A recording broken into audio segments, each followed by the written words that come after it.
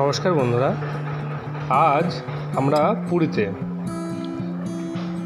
পুরীর গুপ্ত বৃন্দাবনের সামনে উপস্থিত। এই জায়গাটির নাম গুপ্ত বৃন্দাবন। আগে এই জায়গাটিকে বলা হতো মাতা মঠ। এখানে সমস্ত মাতারা থাকতেন।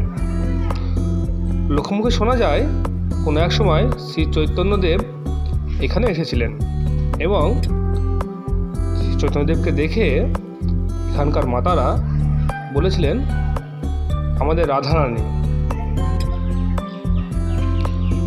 শোনা যায় এই মঠে নাকি পুরুষের প্রবেশাধিকার ছিল না, কিন্তু শ্রী চৈতন্যদেবের মধ্যে রাধারানীর রূপের বহিঃপ্রকাশ দেখে সেই সময় মঠের মাতারা শ্রী চৈতন্যদেবকে এই মঠে রেখেছিলেন।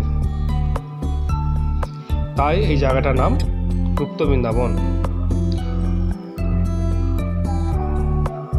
চারিদিকে অপূর্ব সুন্দর সব মূর্তি দিয়ে সাজানো রয়েছে। এটি মূল মন্দির। গরুরাজ বসে আছেন, সামনে রাধাকৃষ্ণের সুন্দর বিগ্রহ রয়েছে। আমরা মঠের চারিদিকে ঘুরে দেখলাম। রাস পূর্ণিমার যেরকম সাজানো থাকে পুতুল, সেই রকমভাবে জায়গায় জায়গায় পুতুল সাজানো রয়েছে। সামনে রয়েছে শ্রী চৈতন্যদেবের বিরাট মূর্তি। তার